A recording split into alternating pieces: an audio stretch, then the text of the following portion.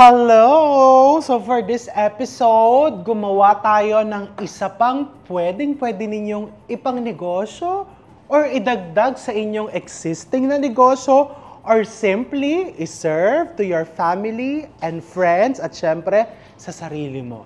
Gumawa tayo ng chips 3 ways.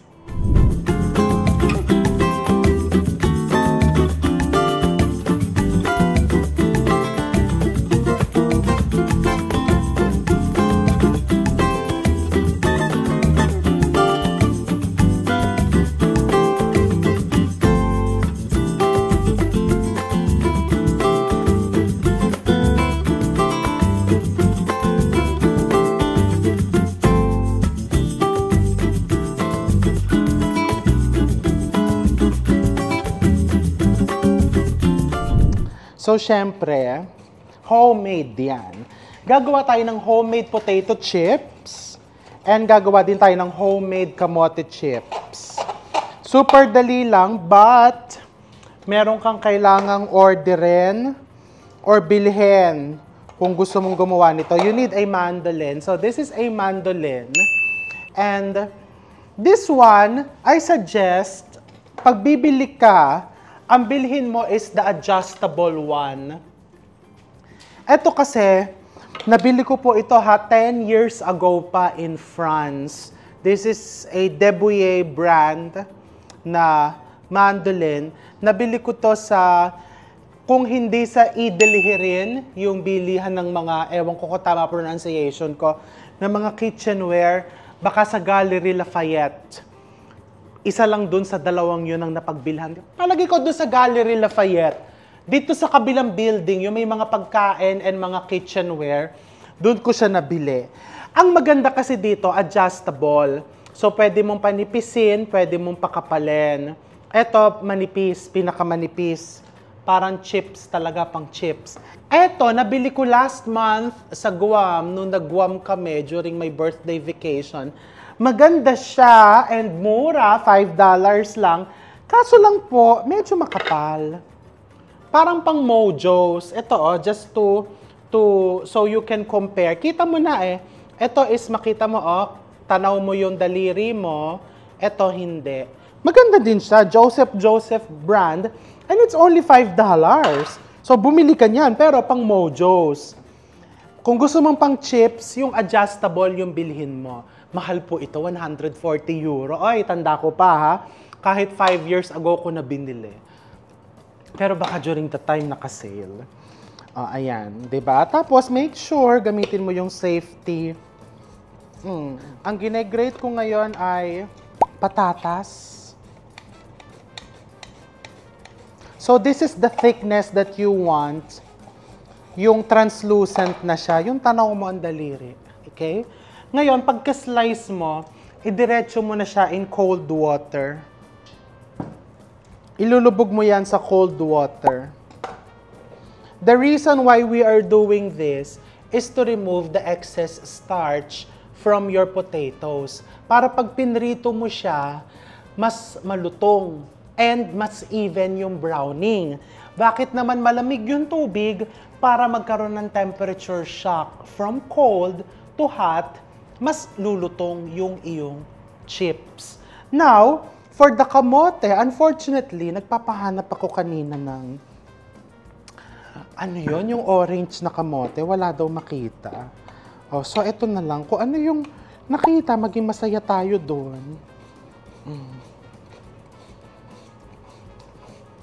So, the first step is, gawin mo muna, mag-slice ka muna.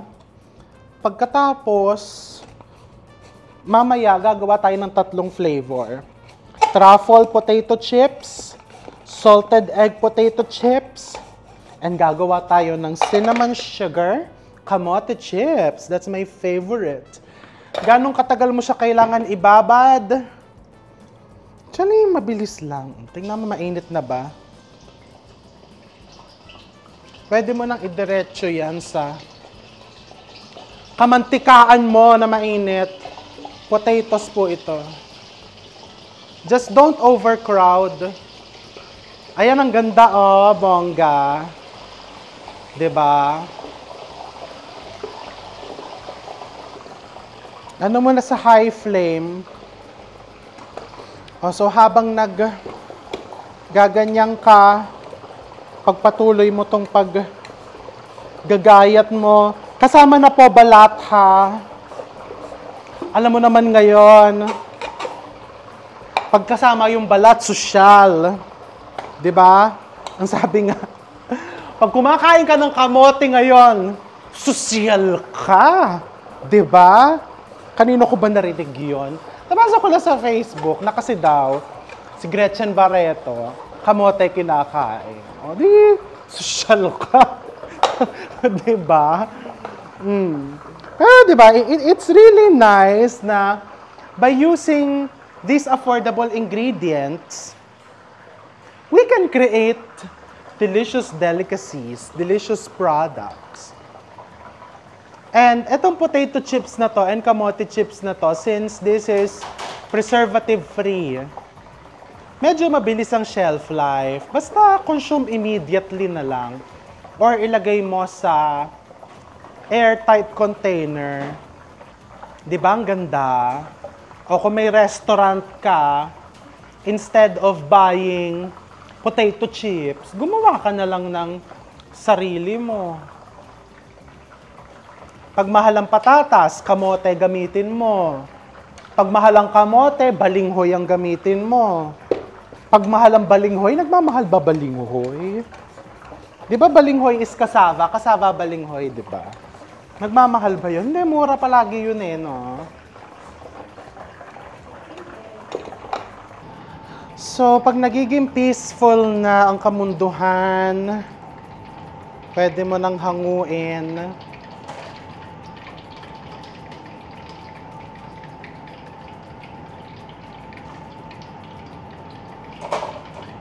Tapos, kamote naman. Mas matagal-tagal lang ang kamote.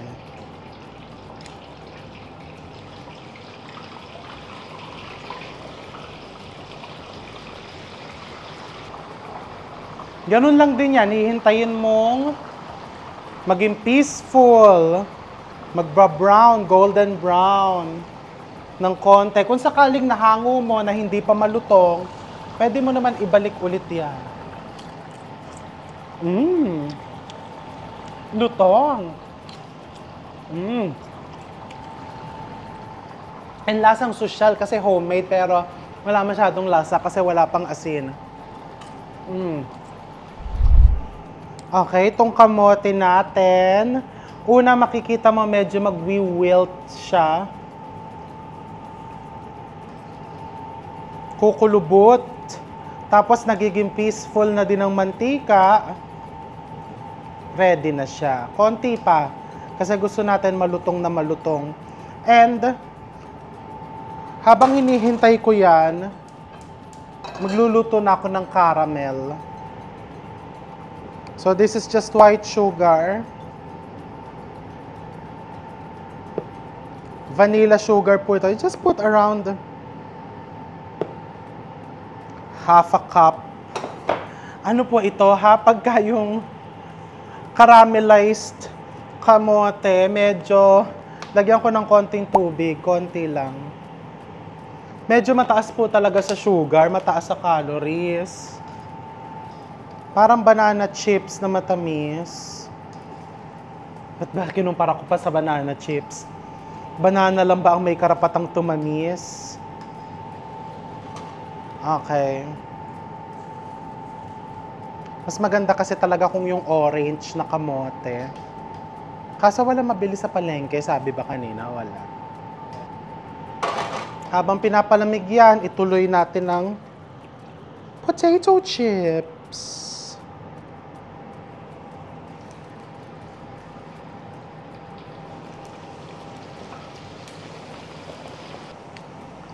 Alam mo lang to, ito lang ang reklamo ko dito. Hindi naman siya mahirap gawin, pero hindi din naman siya madaling gawin.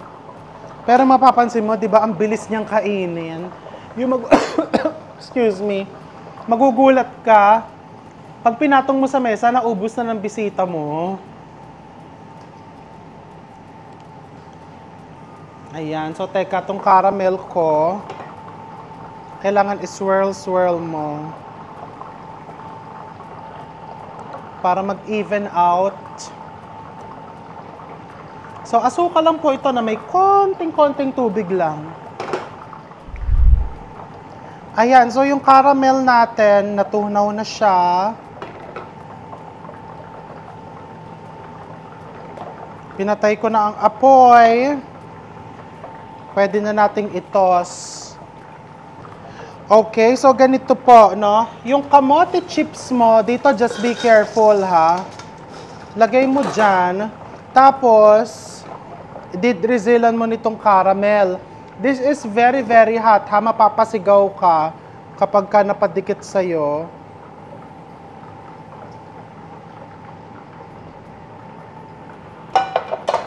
And then you just toss.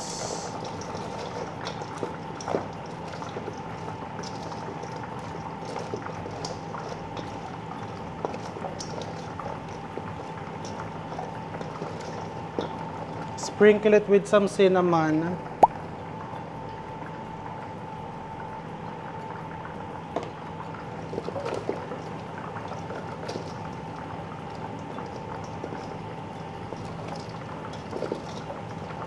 Okay, tapos ilatag natin sa sheet pan.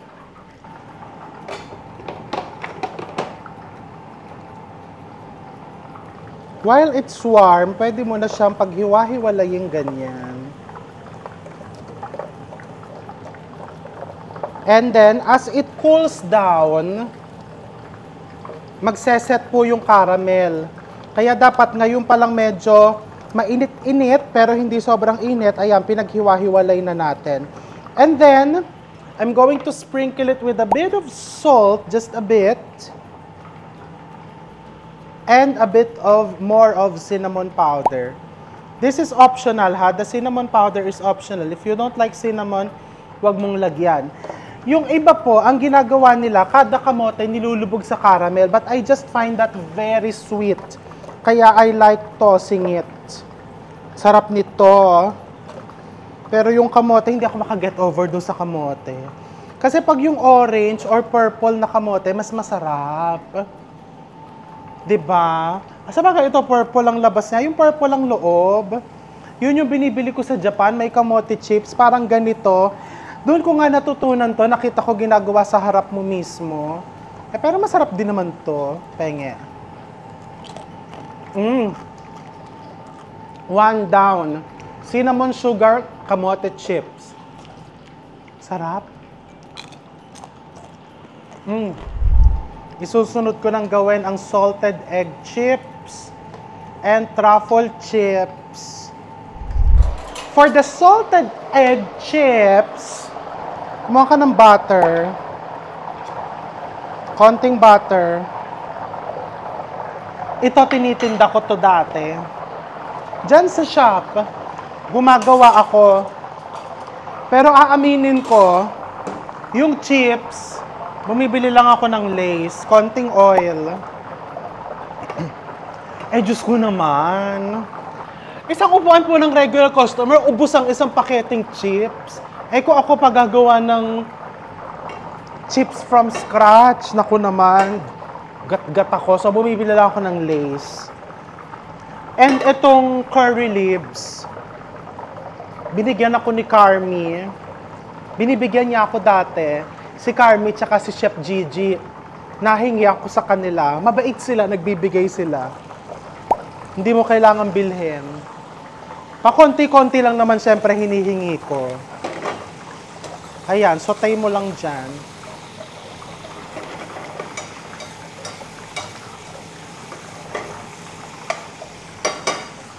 Tapos, nung nagsawa na siguro si Carmi sa kahihingi ko ng curry leaves, binigyan na niya ako ng puno. So ngayon, yung puno, dalawa na siya. So, it's my time na mamigay. Ayan, konting chili flakes, just konti lang. A bit of sugar. Just a bit. And then turn off the flame. Kung ang gagamitin mo pong curry Sorry, ang gagamitin mo pong salted egg powder is fresh. Pwede mo siyang i-mash dito. Lagyan ko pa ng konting butter. Kasi gusto ko buttery. But today, I'm going to use powder. In-order ko lang to sa Lazada. The brand is Easy Pro. But I'd be very honest. This is affordable. And it's also good. Masarap naman siya. But if you want yung talagang premium, ang bilhin mo yung Knorr. Ang hirap lang bumili ng Knorr. Ang hirap maghanap ng Knorr brand. Dati ewan ko kung meron pa sa Landmark. So now this one, ibuhos mo dyan. And then, lagyan mo ng salted egg powder. And then you just toss. Naku, nasusunog na siguro yung...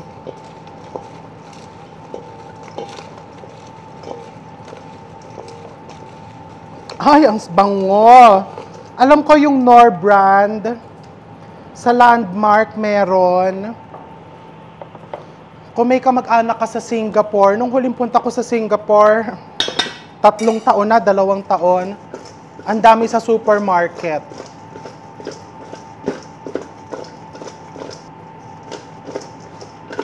Tikman.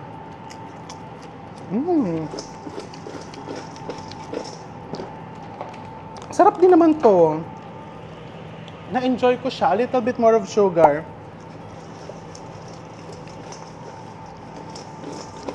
Oh, ayan. 2 out of 3. Done.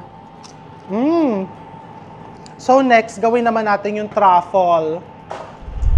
So, ang original plan ko, yung truffle chips, itotos ko lang sa truffle oil. Ano ba yan? Walang imagination. So, gumawa na lang tayo ng truffle dip. So, for the truffle dip, konti lang po ang gagawin ko, ha?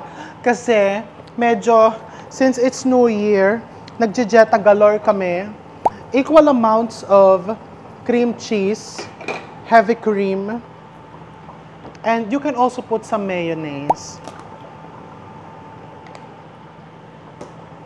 So, you just heat this. Actually, pwede mo ngang sa microwave ginawa to. Kasi whenever I cook something or anything with truffle, I just keep it simple. I don't even put mga garlic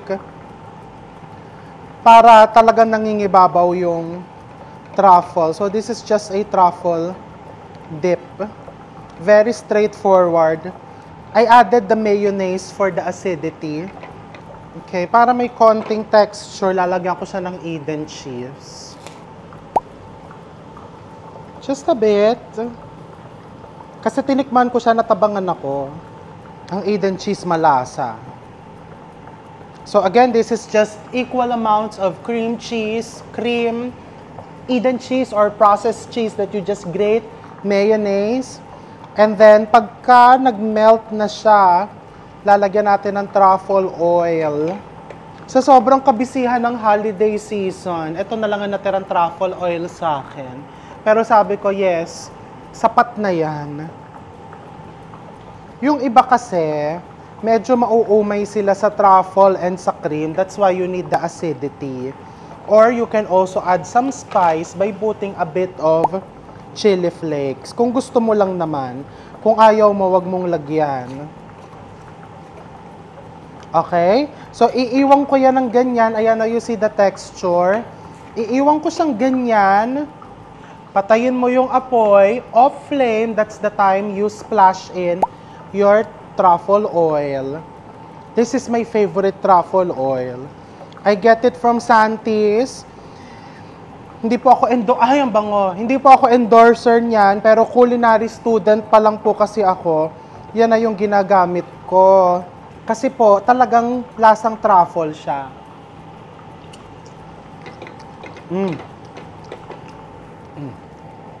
Ang sarap. Hindi na ako aalis dito. Nako, magagalit yan mga yan. Diyan ka nagsasaw-saw mismo. Ngayon, ganito.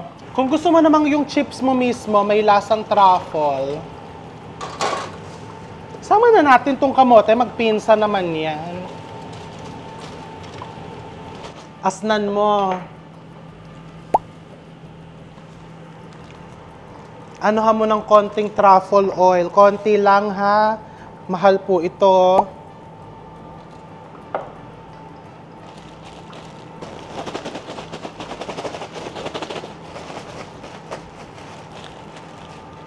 Just shake.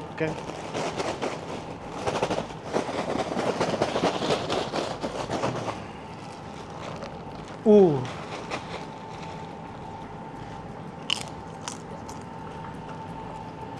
Sarap. Ang sarap. O, diba? Tapos na. Plate natin. Kaya sabi sa inyo, sa video to, hindi ka titigil ng kakangata. So, ayan. Just by using potatoes, kamote, and some few ingredients that are available in our pantry, we were able to create 3 types of chips. Or basically 2 types lang, pero 3 flavors. Our homemade potato chips. Gumawa tayo ng salted egg chips from scratch and truffle dip and truffle potato chips. And gumawa din tayo dito ng cinnamon sugar kamote chips. Lalagyan ko lang ng konting sesame seeds. Actually, yung sesame seeds, mas maganda pala kung nilagay natin kanina nung tinotos natin para dumikit siya. So, ayan, affordable ingredients and readily available. Mapapabongga mo ng ganyan, di ba? Kasi syempre, ngayong bagong taon, iba din yung sa iyong business, sa pamilya, sa mga gathering o January. Ngayon pa lang nagsisimula ang reunion sa ibang mga pamilya, di ba? Kami kasi ganon, January ang reunion. Maganda yung magpapabongga ka para yung ibang mga, alam mo yon, yung ang bungad sa iyo wag na natin banggitin ang mga kamag-anak, ang bungad ng kamag-anak. Kasi New Year, let's be happy, let's be cheerful. Tikman natin.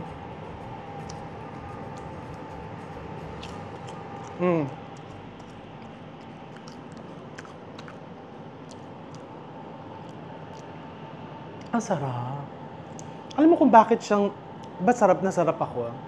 Kasi syempre, pag nagre-crave ako ng salted egg potato chips, normally, I would buy from, ano yung sikat na tindahan? Meron na sila sa MOA, Irving's, or gagawa ako, bibili ko ng Lay's, or Oishi, or any potato chips brand, itotos ko. Kaso lang, di ba, salted na yung potato chips. So medyo, alam mo yon, iba yung lasa. Hindi katulad nito, since homemade yung potato chips natin, talagang lasang-lasa mo yung, nangingibabaw yung lasa ng seasoning. And ito, hindi ako pwede magsaw-saw dyan kasi hindi pa napipicturan. O, dito ako.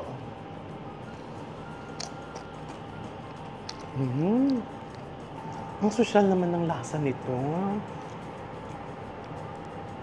Sinanalo ko lang yan. Sinalalo ko lang. Kasi, sinabi talaga sa akin kanina ni Xavier, ano po ba yan? Dip? Sabi ko, hindi. Lalagyan ko lang ng truffle oil yung chips. So, yung mukha nila, ha? Parang walang imagination to si chef. So, gumawa ako ng dip.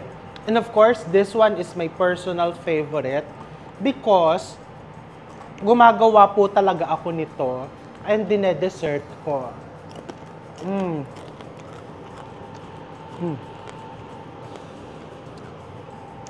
Pero talaga, mas masarap kung yung purple or yung orange. Pero masarap din naman to.